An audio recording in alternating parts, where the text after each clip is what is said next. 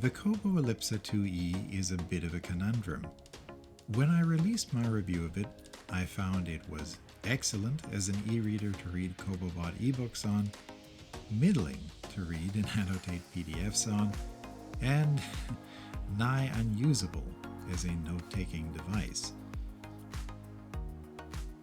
It's been a few months since then, so have intervening software updates meant that the Kobo Elipsa 2e has shaped up, or maybe bottomed out?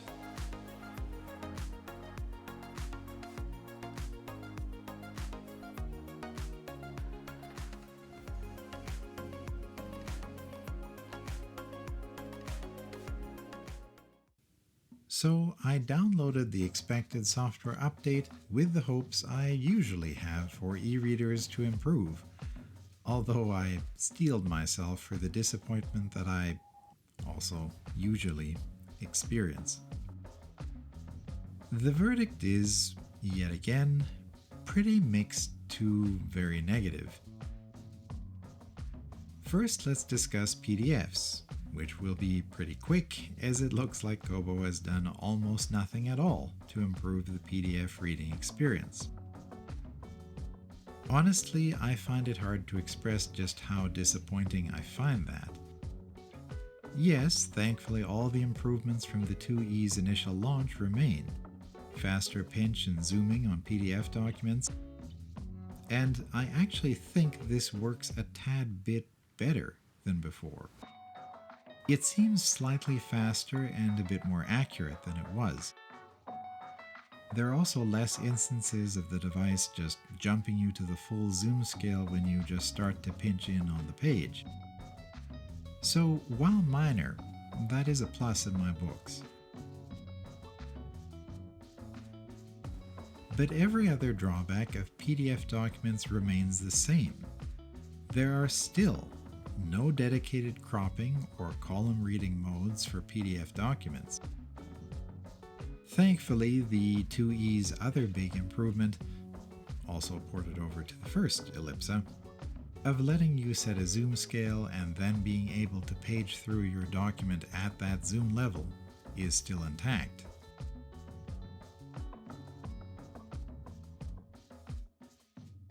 My old nemesis, dark mode on this device, still shows inverted images. Again, while Kobo-Bought E-books cruise serenely through the dark mode experience, displaying their images correctly. Please, Kobo, I've talked about this a lot in my recent videos, just fix this. Remember, if Onyx Books can design software to selectively change image contrast independent of text in PDFs, I'm sure that Kobo can do something similar here.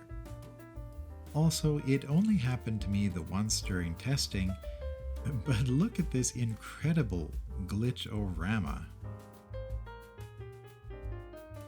Whoa, okay, that is a spectacular crash right there. What is this? This looks like... I don't know what this looks like. This looks like a mistake. Just wow.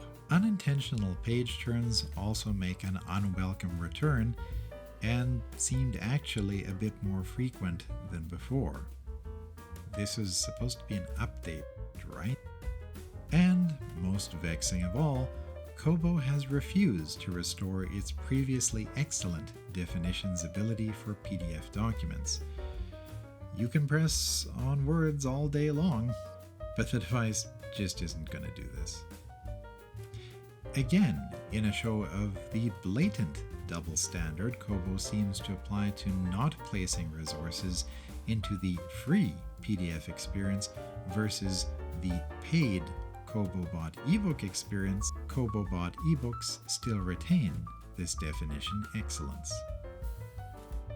Also, if you were hoping to annotate your PDFs with multiple pen types, that doesn't look like it's on the horizon because it certainly isn't here at the moment. Again, I'll just point out the complete lunacy of having several pen type options on the same device in two notebook modes but no pen type options at all in PDFs or in Kobo-Bought E-books for that matter. It just makes no sense. Lastly, PDF annotations are still looking pretty bad when you export them. We're still getting a collection of jagged dot lines. At this point, it seems like Kobo would almost have to be making an effort to have these exports look as bad as they do. Just a quick word here on reading Kobo-Bought ebooks. I'm not going to be talking about the experience much in this review, because it's still generally excellent. But I don't really think anything has been added. If you want to know more about what that experience is like, check out that section of my initial review of the Kobo Elipsa 2e by clicking on the small banner at the top corner of your screen. One downside I noticed is that there did seem to be noticeably more instances of screen ghosting, as well as more unintentional page turns in Kobo-Bought ebooks after I updated the device. Yeah, this quote-unquote update seems to have generally degraded just about every experience to be had on this device.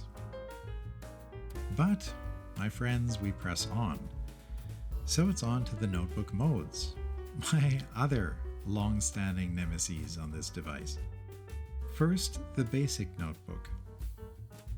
Sadly, my complaints about the small arrow you need to tap on to open the pen menu, the amount of space the menu and page jump slider bar at the bottom take up on the page, and the general lack of vision for how people might want to integrate the notebook functions into other areas of our note-taking lives seems to have all gone completely unheeded. What Kobo has added is the option to make more quote-unquote perfect versions of hand-drawn shapes on the device.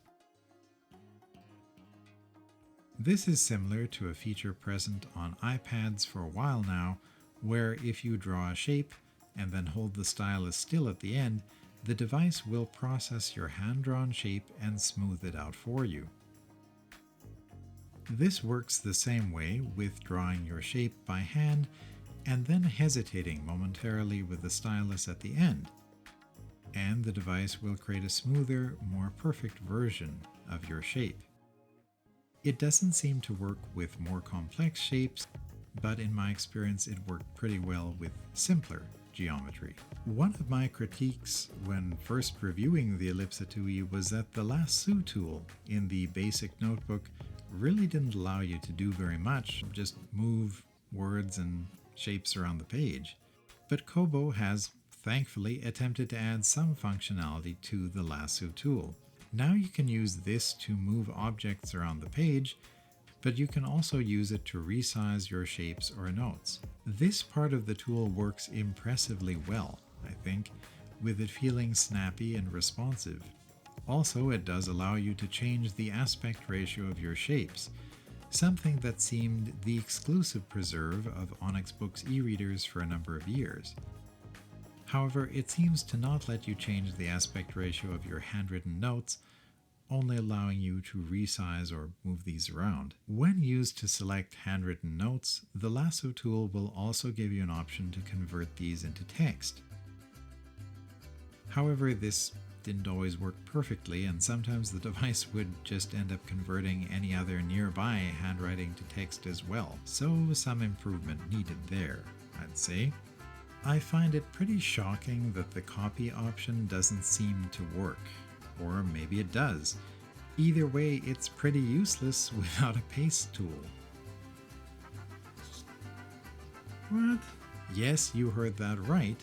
You can select copy on the lasso tool, but there is simply no option I could find to paste this anywhere. Tapping the screen with a stylus or fingers, tapping the menu, nothing worked. It's kind of amazing that a mistake that big could even find its way into a major software update. I mean, a copy option but no paste? Hello, is anyone home? Exports in all of the device's PDF, PNG, and JPEG formats exported very well. But I'm still unclear how any of these options helps you to use the notebook in a truly practical way. Why isn't there the additional option of a Microsoft Word file? You know, like there is in the Advanced Notebook. And speaking of the Advanced Notebook mode, listen, I'd like to say that there are real improvements here, but sadly I think this mode is now actually worse than before. Gesture-based actions to interact with handwritten text are okay, although still pretty buggy at times. The conversion of handwritten notes to text is still very hit or miss in my experience.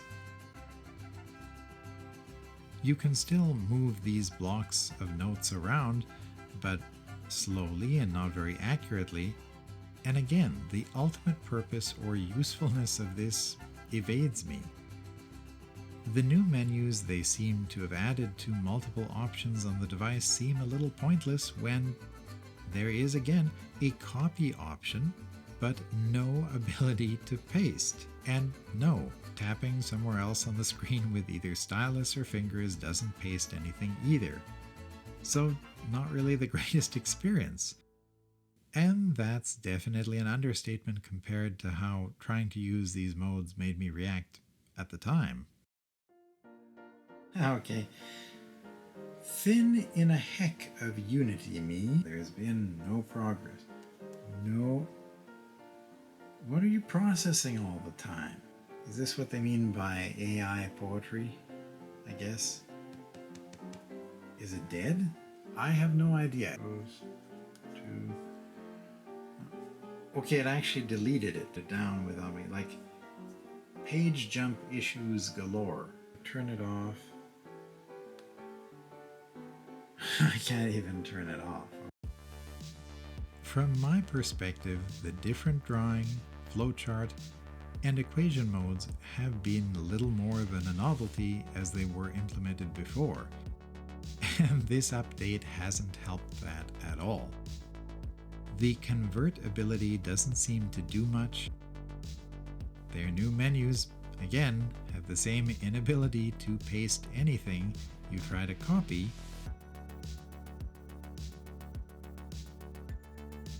Sometimes the button you tap to even insert one of the advanced notebook modes just straight up doesn't work at all.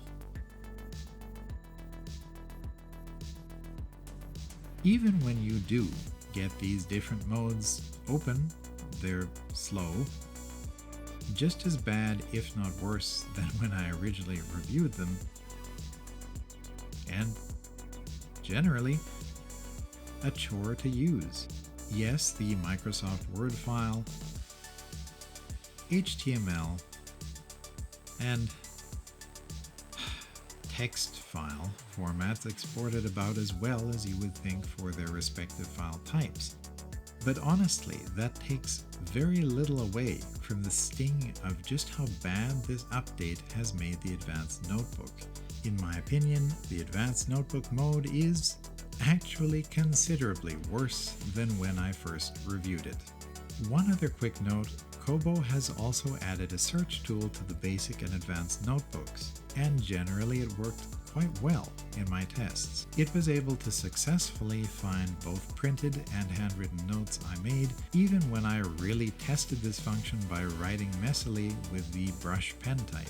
However, that's one of the device's few success stories with this update, and paired with all the other elements that don't work well or just don't work at all, this function isn't going to save the note-taking experience on its own.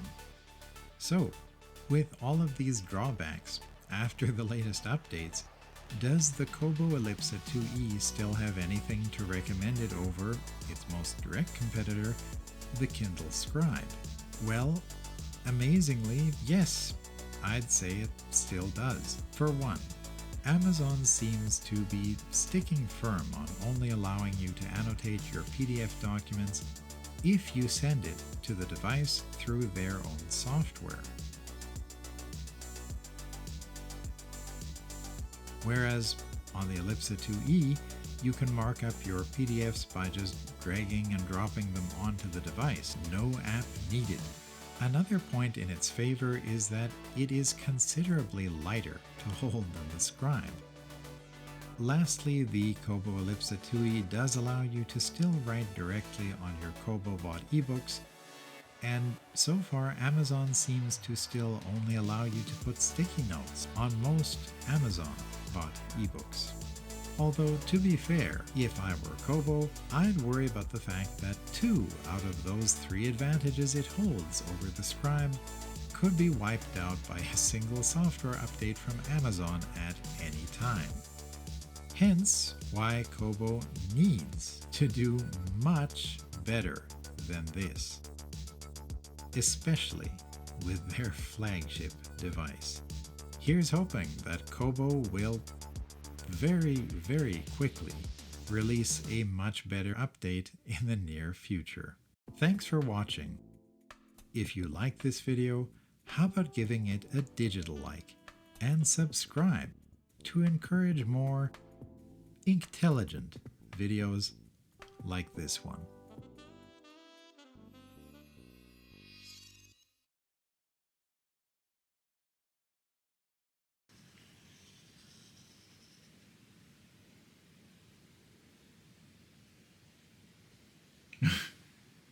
Wow.